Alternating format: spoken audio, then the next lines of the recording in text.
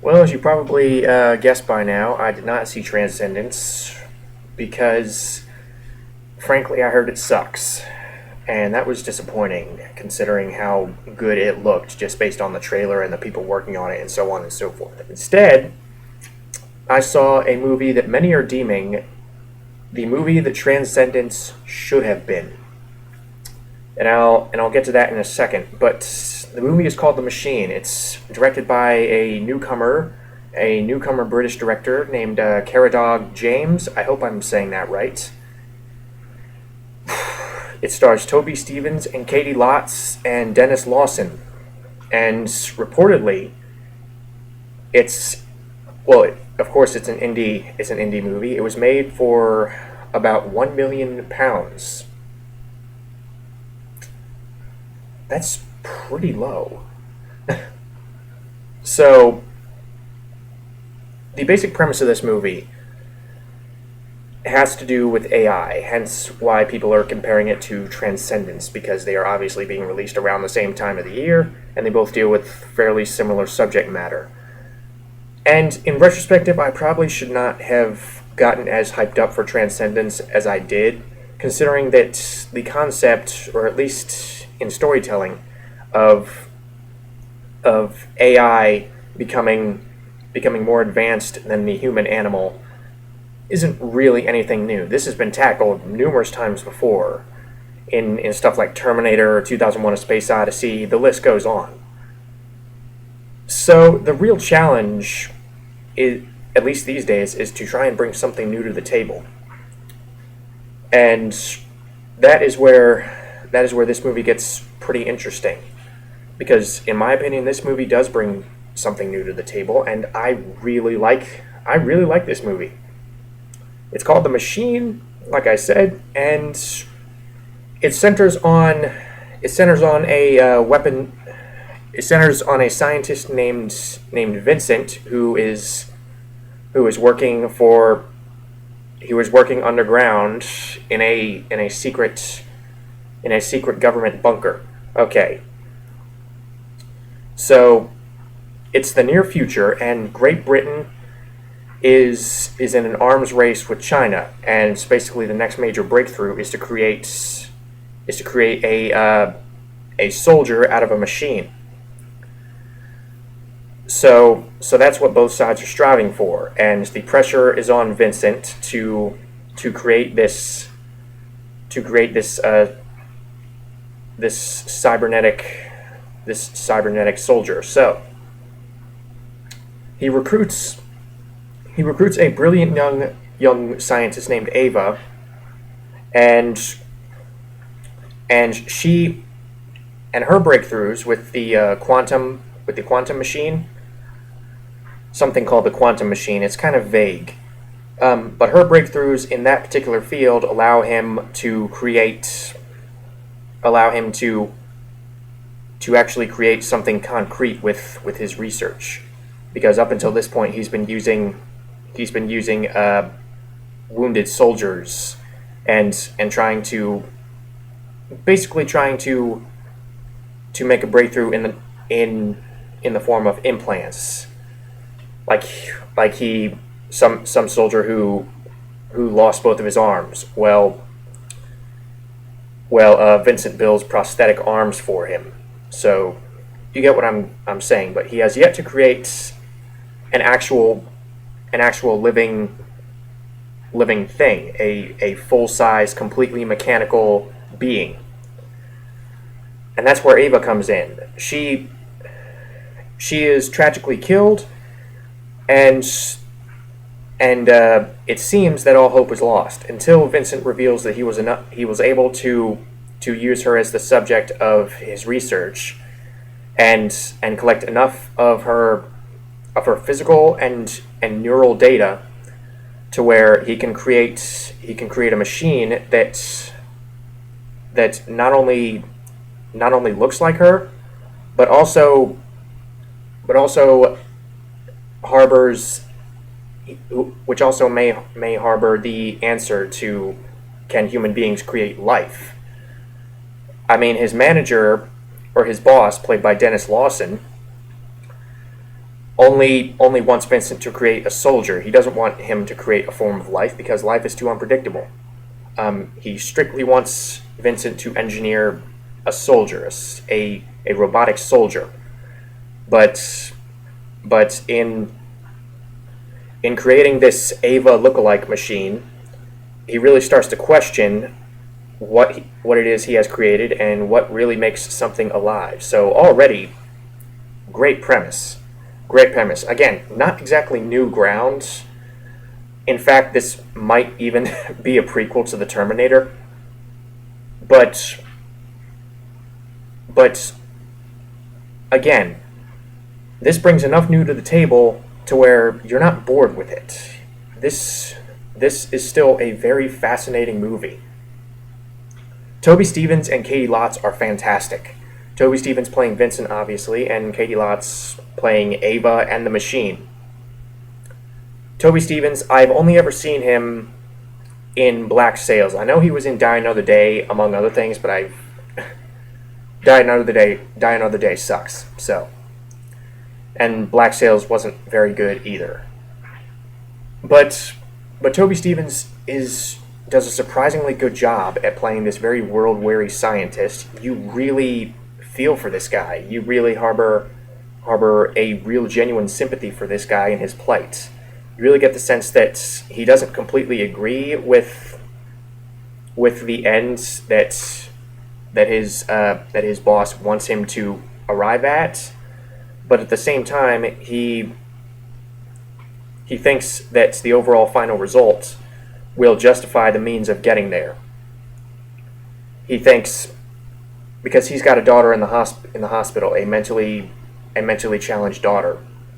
So partially he sees this as a method of possibly saving her. Whether it be through an implant, which was his original plan, or just creating a new daughter from scratch, kind of like how he did with Ava.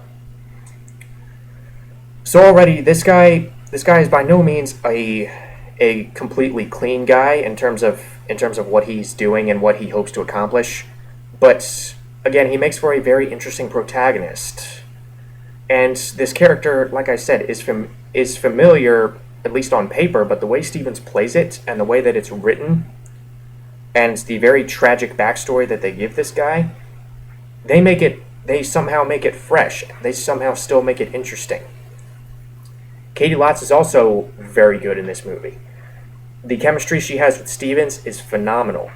This movie was going to sink or swim based on the chemistry of these two actors. And thankfully the chemistry is there and it sizzles. I've only ever seen Katie Lotz on Arrow. Again, I know she's been in other stuff, but I only know her as the Black Canary on Arrow.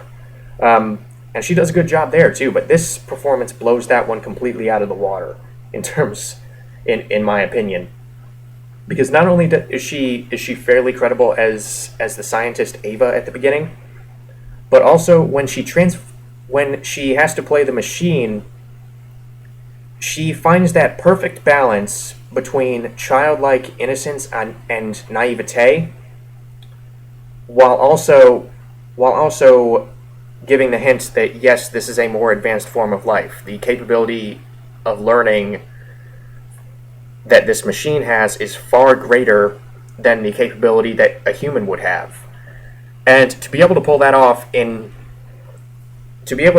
really takes some talent, and Lotz has that talent. This is a ridiculously physical performance. Not so much in terms of the stunts, although the stunts are there, but in terms of how little dialogue she has a lot of the time. And even when she is talking to another person, she's a machine of few words. Everything she says feels meaningful. So to be able to A, pull off that really childlike innocence, and B, give this performance that gives off the impression that she is learning, that she is steadily learning from her experiences being around Vincent and other people, is really a showcase for Katie Lotz's talent, more so than Arrow. because Arrow, she is playing an assassin, but we're not really allowed to go as deep into the raw emotional side of Sarah Lance nearly as much as we are this machine. I mean, when Lance first appears in this movie, she seems like a fairly standard character, but when she transforms herself into the machine, she's fantastic. And like I said, the scenes between her and Stevens, the way they play it, and the dialogue that they have, those scenes are just captivating. They are the most intriguing parts of this movie. And this thing was made for £1 million, like I said, but they make the absolute most of that £1 million. This movie is insanely atmospheric. There is a real grim, foreboding atmosphere about this movie, and a lot of that comes from the locations that they use. Or not really a whole lot of locations, because the majority of this movie takes place inside this military bunker, and or in the lab, which is also inside the military bunker. So yeah, there's obviously a lot of interior shots, and the very poorly lit camera angles a lot of the time really lend a sinister atmosphere to this place, and show that not only do you feel sorry for the machine because this is really the first location that is introduced to her, but also you really buy that there isn't really a whole lot of ethical laws that the military is not willing to break at this point. Like I said, there is an arms race between Great Britain and China. So yeah, you can kind of understand where the military is coming from, at least on that note. So the cinematography is very inspired. The musical score, oh my god, the musical score is fantastic. It's this very 80s synthesizer sort of music. It's kind of like Far Cry 3 Blood Dragon. It's kind of like John Carpenter / Daft Punk. It's really awesome. It can either be really upbeat and tense, or it can be very slow and brooding. But at the same time, these two levels, or these multiple levels that this music has, they never really clash. You never really feel like the music is inconsistent stylistically. And coming from such a stylistic score, having said styles not clash and remained consistent throughout, is a real credit to the composer. I actually want to see who the composer was, because I want to see if he's done anything else. So yeah, the music's great.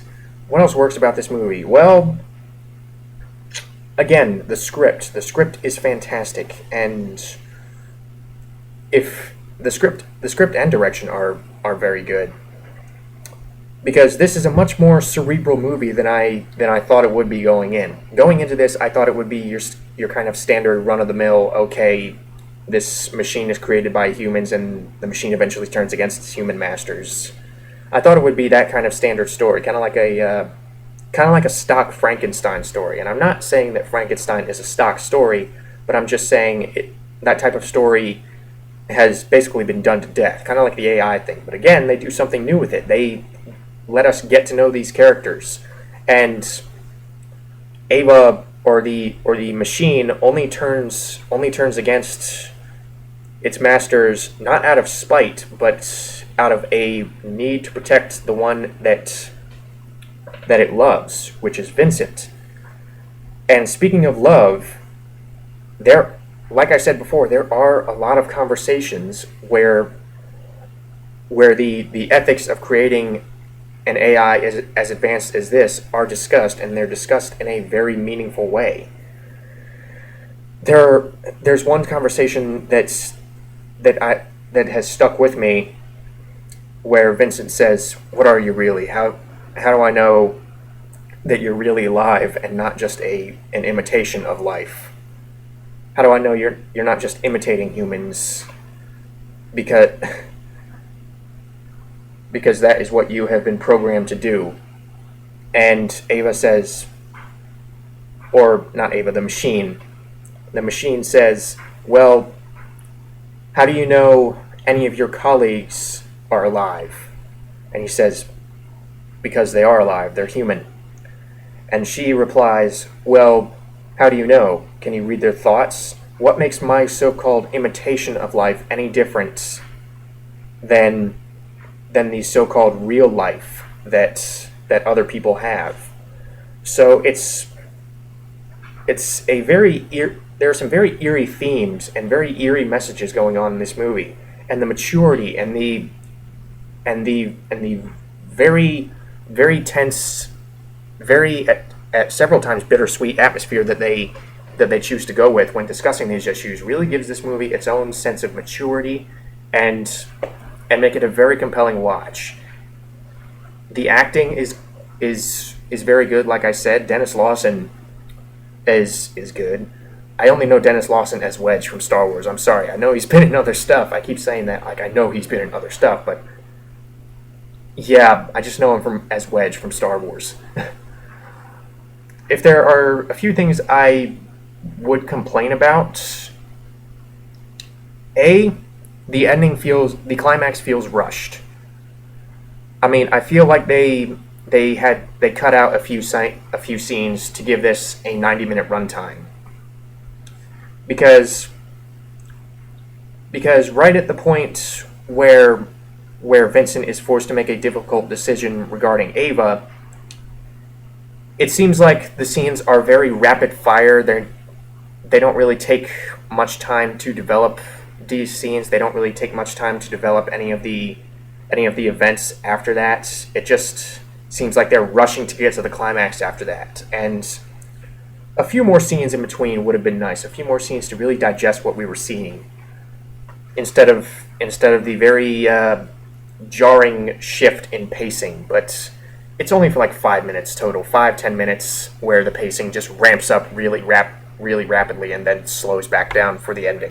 It doesn't ruin the movie, and like I said, you still care about what's going on, but it's just not as carefully crafted as the rest of the movie. The climax and the series of events leading up to it is not quite as well done as the rest of the movie, and the only reason I bring that up is because the rest of the movie is just so compelling, and for them to take a I don't want to say lazy, but for them to take an approach toward the end that kind of compromises the very slow, precise pace that they were going for. It just seems like a bit of a cop-out when speaking relatively. Again, it's not bad, but just when you consider how much time and effort was spent into the rest of the script, it just feels somewhat disappointing in comparison to the rest of the movie. Another thing that might be classified as a problem is there are times when the budgetary limitations do rear their ugly head, particularly when we see the machine without any of the human skin on. I mean, for the most part, the practical effects are fantastic, especially for £1 million. But there are a few points. I can think of two right off the bat where we see the endoskeleton of the machine, and it looks about as fake as the TX from Terminator 3. It looks very CG. It does not look like it's really there. But again, I don't really know how much of that I can blame on the filmmakers, considering how low the budget must have been, and considering how pressed for time apparently they were. So yeah, I guess I can let that slide in the grand scheme of things, especially given how solid the rest of the movie is. This movie has insanely compelling performances, really accomplished practical very a very strong and interesting script, and a very brooding, and the brooding is not brooding just to be pretentious. The brooding atmosphere feels justified, but it has this very careful brooding atmosphere that ties the whole package together beautifully. There was not a dull moment in this movie. At The biggest problem with the script is that it feels a little rushed toward the climax. But other than that, this is a shockingly well made movie, and I get what they are saying with the comparisons to Transcendence, and how saying that this is what Transcendence should have been. I haven't seen Transcendence, so I can't really draw that comparison with any kind of solid ground on which to stand. But the fact that I was just so engaged with this movie really enables me to see and kind of predict what people found wrong with Transcendence and what people liked about this movie. The questions that this movie poses and the mature manner in which it addresses them make it one of the most interesting movies I've seen all year. Granted, the year's not even a third of the way done yet, but yeah, this is a very clever piece of sci-fi that borders on nonfiction, that borders on prophetic,